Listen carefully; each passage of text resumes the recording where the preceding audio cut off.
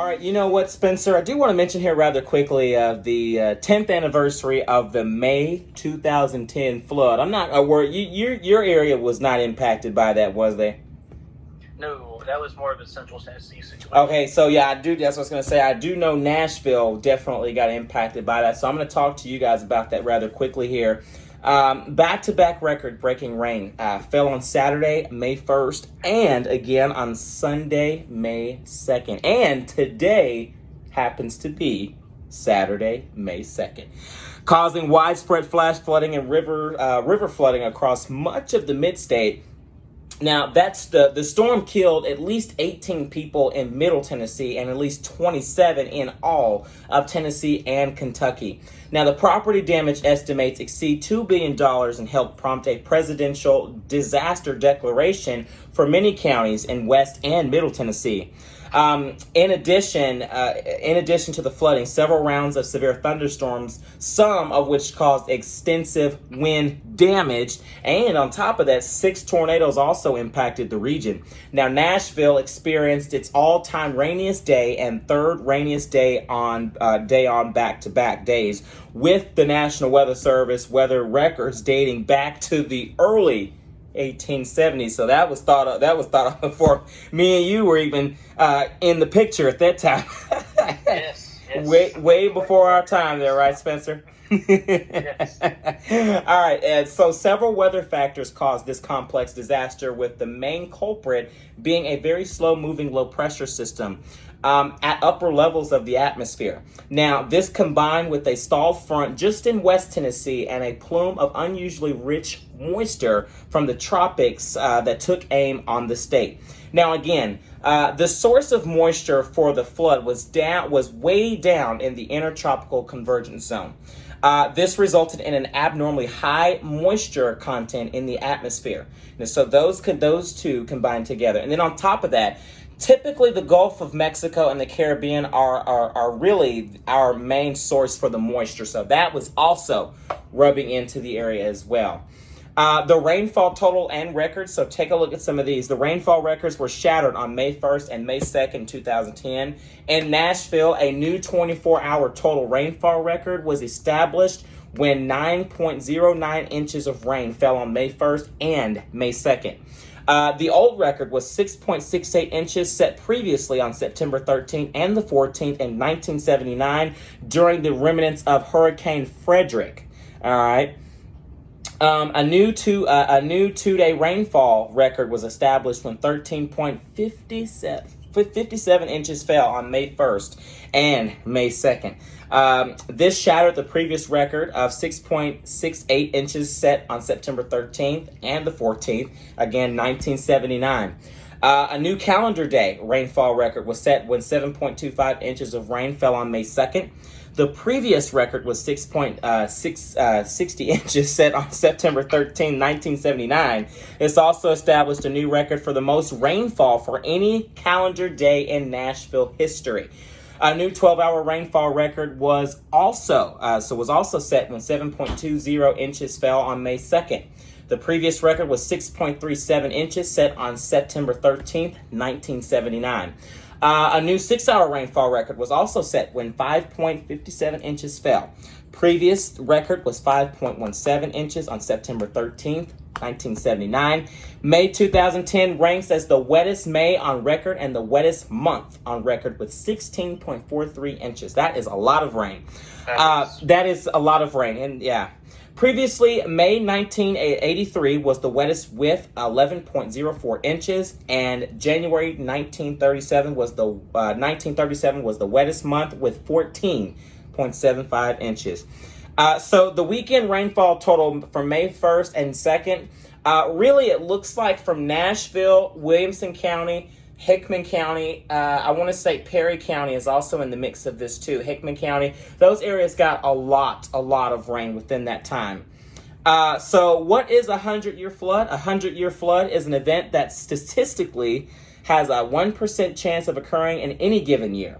A 500-year flood has a 0.2% chance of occurring, and a 1,000-year flood has a 0.1% 0.1% chance of occurring. And this map I would show you, but I honestly don't feel like moving my camera. But this map really kind of pinpoints everything of how much rain really fell there. Let's see here. So that's pretty much it that I wanted to just talk about. That now there was some changes and improvements since the flooding occurred. Many folks face conditions they had never been before seen, from the people directly impacted by the flooding to those who forecast and manage the effects of Mother Nature. After that flooding, the metropolitan government of Nashville and Davidson County led an effort to bring federal and state agencies together, along with the private companies, to come up with ways to help the city respond to flooding in the future. One of the city's first accomplished was working with the United States Geological Survey to improve the network of river gauges around the country. So those are just some of those. So they pretty much, everybody was getting back together. Now here is, before I actually get into the weather here really quickly, how to prepare. This is how you can prepare for future flooding events. If you live near a body of water, eventually it will flood, of course. No types of flood risk in your area. Of course, you can visit FEMA. That is Flood Map Service Center for the information there. Have a NOAA weather radio, and be sure your phone can receive wireless emergency alerts. And as our weather nerds and weather geeks, as what we say is WEA. Okay, that's what we normally say. Or is it we? It's we. We. All right. And then again, have an evacuation plan and kit that includes a route to safety, necessary items like food and medication, and a waterproof container for important documents. Get a flood insurance policy. It typically takes up to 30 days for a policy to go into effect, and homeowners' policies do not cover flooding. Get flood coverage under the National Flood Insurance Program, NFIP. So that's the abbreviated way for that.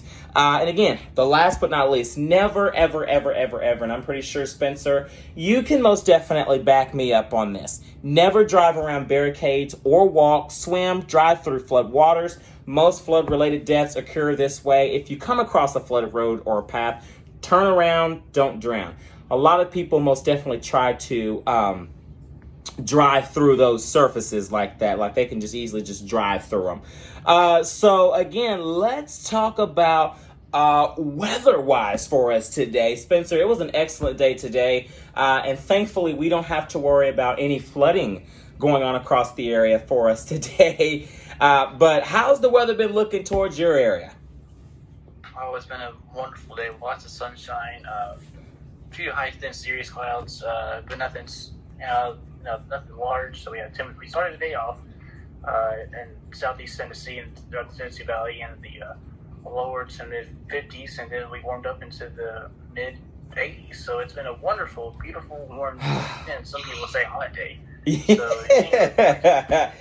yeah, it has been an extremely good day today. And as I told you yesterday in yesterday's forecast, a lot of people just say they wish they could just bottle this forecast up and just save it.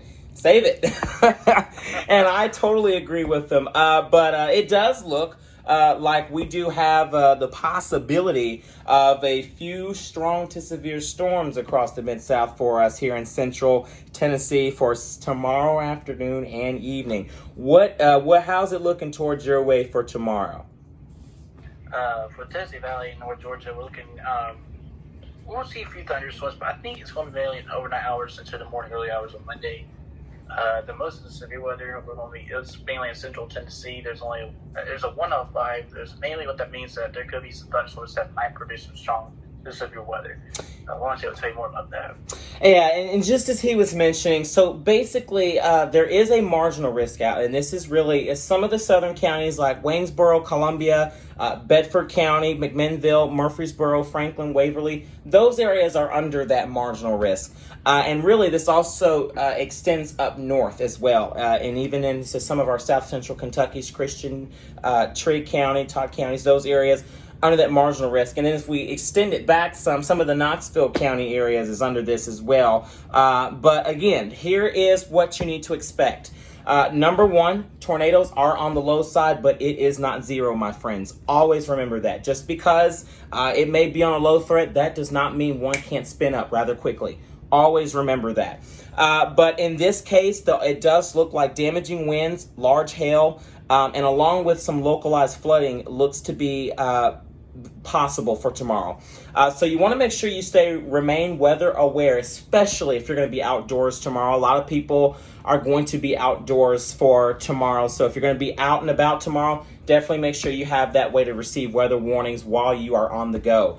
And I do want to mention here rather quickly here, what is a marginal risk? So basically, of course, that is a level 1 out of 5. That marginal risk is basically if anywhere in that green shaded area. So I'm going to use Nashville for an example. So Nashville is under that marginal risk. So that means within a 25 mile radius of the Nashville viewing area, you have a 5% chance of seeing some strong and severe storms tomorrow. And again, tornadoes is on the low side, but it is not zero, my friends. Let's talk about what's going on for the Mid-South there for you tonight. Mostly clear skies is what we're looking at. We're looking at those lows to be in the mid-50s out there. And it's possible we could see some low 60s out there as well. 62 in Nashville, 62 out of Waynesboro, and then again 58 towards Tullahoma. 57 out of the Crossville viewing area. And then again, as we work our way in towards Sunday, really it's Sunday afternoon and Sunday evening that you need to stay weather aware. I think you're going to be good in the morning. There may be a few showers out there, but really that event is for tomorrow afternoon and evening. Again, strong and severe storms are going to be possible tomorrow afternoon, and that will last into the evening hours for a good part of Middle Tennessee there. Damaging winds, large hail, localized flash flooding, it's all possible, folks. Again, please stay weather aware out there if you're going to be outdoors and out and about. And I do want to mention here about the online Skywarn spotter classes here. Basic spotter classes, May 4th, Monday, May 4th, 7 o'clock. Tuesday, May 12th, 10 a.m. Monday, May 18th, 1 o'clock p.m. Tuesday, June 9 at 7 p.m. And again, Wednesday, June 10th at 1 o'clock p.m. Those are the basic spotter classes.